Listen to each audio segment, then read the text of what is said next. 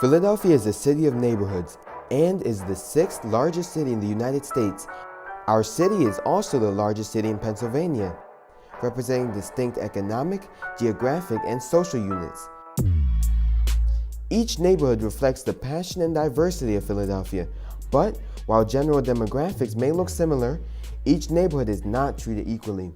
It is no coincidence that people of color and those living in poverty often inhabit the most polluted and hazardous areas of the city. When spreading awareness about environmental justice issues in the community, Overbrook Environmental Education Center has a three-step process. We ask ourselves, what are the issues? Why should I care? And what can you do about it?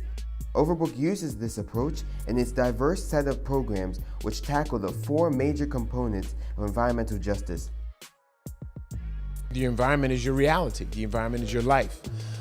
Without a healthy and strong and sustainable community, environmental community that you live in, it's not going to work. You're just not going to exist. If you don't clear out the poisons that exist all around us, then you're not going to think well. Your health is going to be challenged. And every aspect of your life is going to be compromised. There's a lead directory, there's air information, there's all sorts of information about pollen.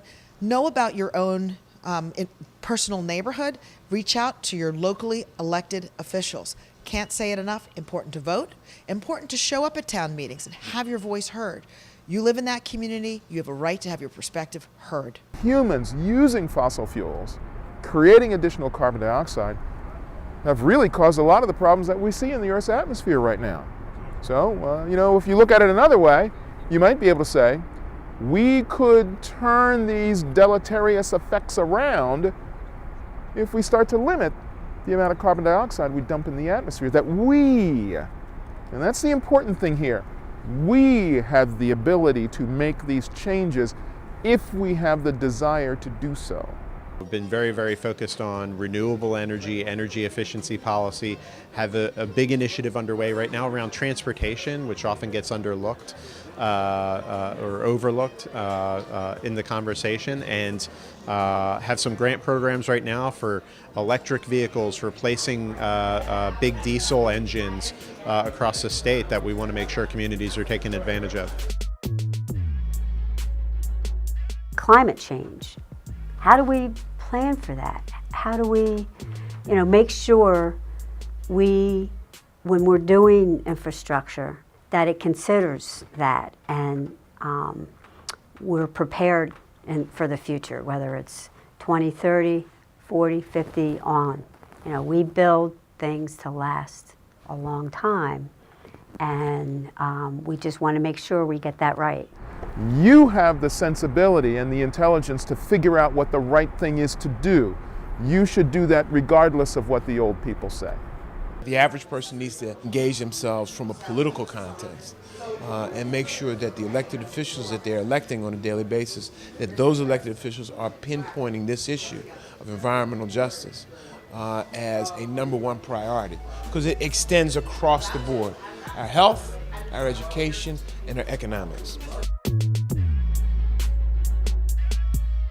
Something so simple, don't litter. Or when you see litter, pick it up. You might think, well, just one person doesn't make a difference. Everybody makes a difference. One person can be everybody, and we can all make a difference. And then on a day-to-day basis, thinking about where are you putting your trash? What's the thing you're buying at the store, and what kind of packaging does that come with? Talking to your parents about the energy that you use in your house. All of these kind of things, critically important going forward. I think that most 15-year-olds probably know more about environmental stewardship than many in the age group, 45 to 65. Because you're thinking about recycling. You're thinking about turning off the lights when you leave. You're thinking about bringing your own water bottle with you so that you're not going to constantly throw away plastic bottles. So I think we can learn a lot from you. And I think when you're sitting there thinking about, I want to go fishing, but I want to eat the fish out of that, and I know there's a fish advisory and I can't, and that's messed up. It's up to you to, first of all, register and vote, have your voice heard, and it's never too early to get involved and to make sure that your perspective counts. So I'm counting on you to keep me honest. Now just imagine that nobody got in to do anything. Nobody got up to make any change. Well, the world's going to stay the same way it is, and you do not want that. I know you don't want that. But in order for something to happen, You have to get in and make the changes yourself. So you have to be active. I like to say to folks that the good news is that EPA is a bureaucracy and there are a lot of checks and balances. So it's not that easy to change things without public comment. Well, we are certainly paying attention. As a rule, regulations can't be changed overnight. It's public comment and it's a whole long process. Environmental justice tackles disproportionality of equity and fights for fundamental human rights for all people. Environmental justice is not just for those who can afford environmental safeguards, but for everyone. These human rights include having air quality that is breathable, water quality that is drinkable, sustainable land and infrastructure that is livable, and food that is accessible and affordable. If the system is structurally unequal, we have to claim our environmental freedom ourselves, own it. Each and every one of us has to make that decision to claim our environmental freedom, for freedom is mine. Freedom is mine. My name is Samantha Phillips Spears, and freedom is mine. Freedom is mine. Freedom is mine. Hey, I'm State Senator Vincent Hughes, and I want to make sure that you understand this. Freedom is mine. Freedom is mine. Freedom is mine. Freedom is mine. My name is Patrick McDonnell, and freedom is mine. Freedom is mine. Freedom is mine. Freedom is mine. My name is Debbie McCarty and freedom is mine. Freedom is mine. Freedom is mine. I'm Derek Pitts, and freedom is mine.